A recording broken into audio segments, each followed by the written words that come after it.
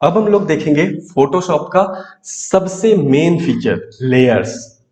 और इसको देखने से पहले ही मैं आपको एक वार्निंग दे देता हूं कि इसको बड़े ध्यान से समझो। एक बार में समझ में नहीं आए तो दूसरी बार देखो, बट इसको समझना जरूरी है क्योंकि अगर आपने लेयर्स को अच्छे से समझ लिया तो फोटोशॉप आपके लिए बच्चे का खेल हो गया। और यही वो कॉन्सेप्ट है जिससे ऑलमोस्ट सारे फोटो एडिटर फोटो एडिट करता है। ठीक है, कल को अगर आप कुछ भी इमेज मैनिपुलेशन का कोडिंग भी करोगे तो भी आपको ये कॉन्सेप्ट समझना बहुत जरूरी है, लेयर्स। ठीक है, तो इसको बहुत ध्यान से देखो। तो देखो, अभी मैं क्या करता हूं कि हमारे पास ये जितने 5 इमेजेस हैं, मैंने 3 इमेजेस और डाउनलोड कर लिए हैं लेयर्स बताने के लिए आपको। अभी मैं पांचों इमेज को ड्रैग एंड ड्रॉप करके ओपन कर देता हूं फोटोशॉप में। ठीक है, ये सारे अपने अपने अलग अलग टैब में ओपन हो गए। अब मैं क्या करना चाहता हूँ, लेयर्स में काम करना चाहता हूँ। ठीक है, तो अभी अब देखो लेयर्स आपको दिखेगा कहाँ, ये देखो, ये जो साइड पैनल आपको दिख रहा है, यहाँ पे लिखा हुआ लेयर्स, और यहाँ पे आपको एक इमेज दिख रहा है। ठीक है, हर एक में जाओगे, हर एक में आपको एक एक इमेज दिखेगा। देख रहे हो, दिख रहा है सब में। तो ये है लेयर्स। तो लेयर्स पे जब आप काम करते हो तो ऑल सारा लेयर आपको यहीं पे दिखाता है कि कितने लेयर्स में इमेज बना हुआ है। अब देखो लेयर्स कहाँ पे काम आता है ये मैं आपको दिखाता हूँ। एक मतलब थोड़ा सा प्रैक्टिकल एग्जांपल टाइप का दिखाऊंगा तो आपको ज्यादा समझ में आएगा। अब देखो, मान लो ये इमेज है। ठीक है, इसको थोड़ा बड़ा करते हैं हम लोग। ये इमेज है। अब मैं चाहता हूं कि ये बंदा जिसको तरफ पॉइंट कर रहा है वहां पे एक मोबाइल लगा देते हैं। ठीक है, तो ये कैसे लगाएंगे? तो ये सब सारा काम लेयर से होता है। आपको क्या करना है, इस मोबाइल वाले टैब पे जाना है और यहाँ पे लेयर्स में जो यहाँ पे है इस पे राइट क्लिक करना है और यहाँ पे ऑप्शन आएगा आपके पास डुप्लीकेट लेयर। तो इस पे क्लिक किया। अब यहाँ पे जो डॉक्यूमेंट है ना, इसमें आपको सेलेक्ट करना है कि कौन से लेयर पे। तो हमें 3.jpg पे करना है, तो इसको जो भी आपका ओपन है सारा का सारा यहाँ पे आ जाएगा। तो आपको क्या करना है, 3.jpg पे जाओ और उसको ओके कर दो। अब आप यहाँ पे 3.jpg पे आओगे तो आप देखोगे कि यहाँ पे मोबाइल आ गया और यहाँ पे देखो दो लेयर बन चुका है। एक तो बैकग्राउंड लेयर बन चुका है और एक जो मोबाइल वाला था वो भी आ गया फोटो। मतलब हमारे पास दो फोटो आ चुका है, एक मोबाइल और एक बैकग्राउंड। अब देखो बैकग्राउंड वाले पे ना ये लॉक का साइन है, तो इसको ओपन करने के लिए इस पे बस डबल क्लिक कर दो, ये ओपन हो जाएगा। ठीक है, डबल क्लिक या सिंगल क्लिक करोगे तो भी ओपन हो जाएगा। तो ये मतलब हो गया कि लॉक नहीं है, अब आप इसके साथ काम कर सकते हो। अब देखो, अब बात ये आता है कि देखा अभी ये देखने में देखो कैसे पोस्टर जैसा लगने लगा। मैंने इसको अभी रिसाइज वगैरह नहीं किया लेकिन ऑटोमेटिक ये यहीं पे सेट हो गया, तो इसलिए ये पोस्टर जैसा लगने लगा कि एक बंदा मोबाइल पकड़ के खड़ा है। ठीक है, अब हम लोग देखते हैं कि ये मोबाइल कुछ ज्यादा बड़ा दिख रहा है, इसको छोटा करना है या कस्टमाइज करना है, कैसे करेंगे? तो आपको क्या करना है कि यहाँ से इमेज पे जाना है और सॉरी एडिट पे जाना है आपको, और यहाँ पे फ्री ट्रांसफॉर्म करके एक ऑप्शन होगा उस पर क्लिक कर देना है। या फिर देखो यहाँ पे ऑप्शन उन लोगों ने फोटोशॉप में, एक अच्छी बात ये है कि जो भी ऑप्शन है उसका यहीं पे आपको राइट हैंड साइड पे शॉर्टकट दिखा रहे हैं, कंट्रोल+T। या तो इसको क्लिक करो या कंट्रोल+T क्लिक करो। तो ये क्या होगा कि ये अभी क्या हो गया, फ्री ट्रांसफॉर्म हो गया। लेकिन लेकिन अब देखो यहाँ पे एक चीज और देखने को मिलता है कि हमारा मोबाइल फ्री ट्रांसफॉर्म नहीं हो रहा। अब देखो जो ये बना वो इसका बन गया। ठीक है, अब इसको हम लोग रिसाइज कर सकते हैं। मोबाइल नहीं हो रहा, क्यों नहीं हो रहा? क्योंकि हम भी यहाँ पे देखो सिलेक्टेड कौन सा लेयर है, अभी बैकग्राउंड वाला लेयर सिलेक्टेड है, तो होगा कौन सा, यही तो होगा। तो इसीलिए लेयर्स में काम करते हुए एक चीज का ख्याल रखना है कि जिस चीज को आपको एडिट करना है उसी चीज को आपको सेलेक्ट करना है। जैसे देखो यहाँ पे मैं इसको क्रॉस कर देता हूं। अब मैं मान लो मोबाइल को मुझे रिसाइज करना है तो मैं मोबाइल को पहले सेलेक्ट करूंगा। ठीक है, अब देखो हमारा मोबाइल सिलेक्टेड है। अब मैं कंट्रोल+T या फ्री ट्रांसफॉर्म करता हूं, तो मैंने कंट्रोल+T किया, अब देखो मोबाइल के पास आ गया फ्री ट्रांसफॉर्म। अब मैं इसको चाहूं तो छोटा बड़ा कर सकता हूं। देख रहे हो? लेकिन आप एक चीज और देख रहे हो, जब इसको छोटा बड़ा कर रहा हूं तो इसका साइज वो बहुत चेंज हो जा रहा है। ठीक है, तो ये कैसे करते हैं, ये देखो, ये करने के लिए आपको क्या करना पड़ेगा कि जब आप कॉर्नर से खींच रहे हो या दबा रहे हो ना, तो आप ऑल्ट और शिफ्ट इन दोनों को दबा दोगे तो रेशियो नहीं बिगड़ेगा। वो छोटा होगा, वो ऑब्जेक्ट छोटा बड़ा होगा बट रेशियो नहीं बिगड़ेगा। ठीक है, तो मान लो मैंने इसको यहाँ पे इतना छोटा कर दिया, और लेकिन एक चीज याद रखना, एस्पेक्ट रेशियो नहीं बिगाड़ने के लिए जब भी आप फ्री ट्रांसफॉर्म कर रहे हो तो ऑल्ट और शिफ्ट दोनों दबा देना। ठीक है, और अगर आप चाहते हो कि रेशियो बिगाड़ना है तो मत दबाओ। अब देखो, अब मैं क्या करता हूं कि इस मोबाइल को यहाँ पे सेट कर देता हूँ।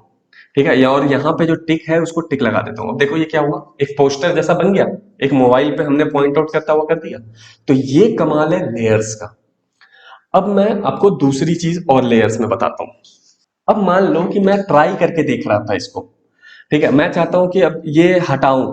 तो अब मैं क्या करूंगा, दो ऑप्शन है, या तो इसको डिलीट कर दूं या इसको हाइड कर दूं। तो हाइड कैसे करते हैं, हाइड करने के लिए हमारे पास ये ऑप्शन है, यहाँ पे जो आई बटन बना हुआ है इसको जैसे ही हम लोग बंद करेंगे ये बंद हो जाएगा। लेकिन एक चीज फिर से मैं रिपीट कर रहा हूं भाई, एक चीज याद रखना, जो इस चीज पे काम कर रहे हो उसको सेलेक्ट जरूर करना, ठीक है। बिना सिलेक्शन के वो काम नहीं करेगा या उल्टा हो जाएगा। जैसे अभी हमारे साथ हुआ था कि हमें मोबाइल रिसाइज करना था, हमने रिसाइज कर दिया बैकग्राउंड को, फ्री ट्रांसफॉर्म।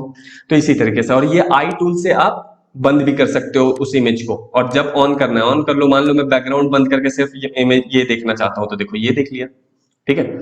तो जिस भी लेयर पे काम करना है उस लेयर को सेलेक्ट करना मत भूलना, ये अक्सर गलती होता है, मेरे साथ भी हुआ था, ऑलमोस्ट सबके साथ होता है जो नए नए करते हैं काम।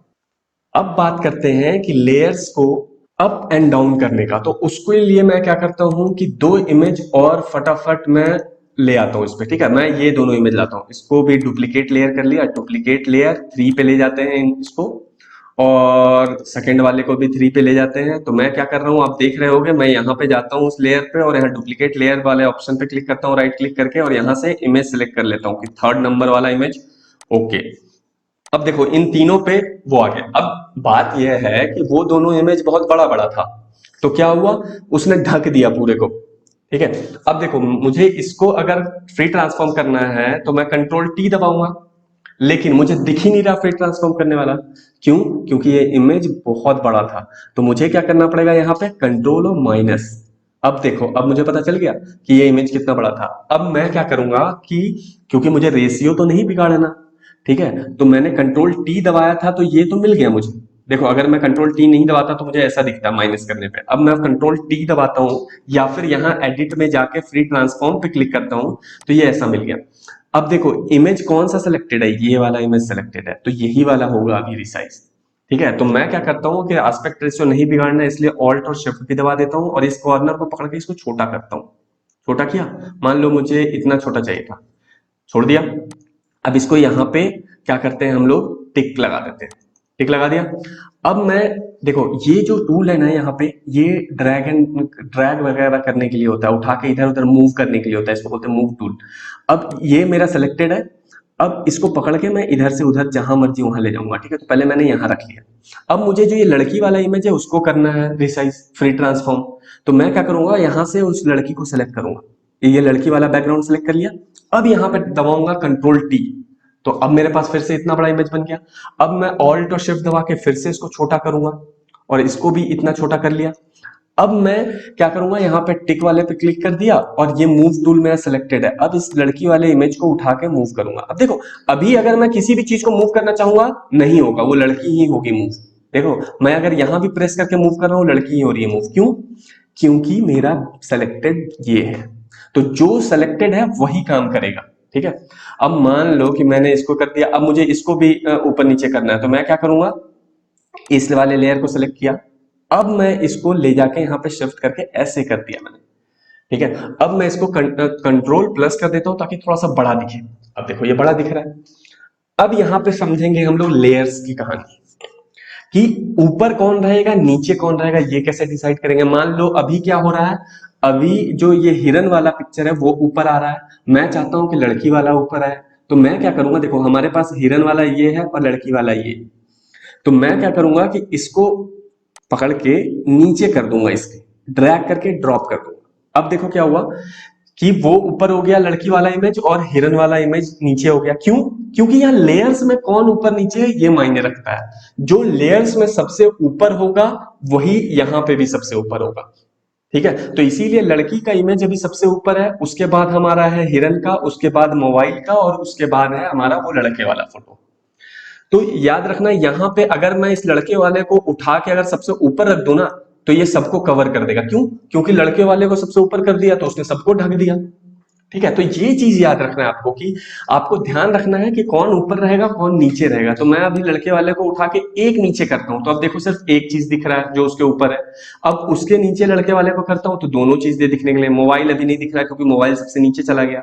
अब मैं जो बेस लेयर है उसको सबसे नीचे कर देता हूँ इस लड़के वाले को। अब देखो क्या हो रहा है, अब हमारे पास सारे विजुअल हो रहे हैं। तो लेयर्स को अप एंड डाउन करके आप ये तय कर सकते हो कि कौन ऊपर रहेगा और कौन नीचे रहेगा।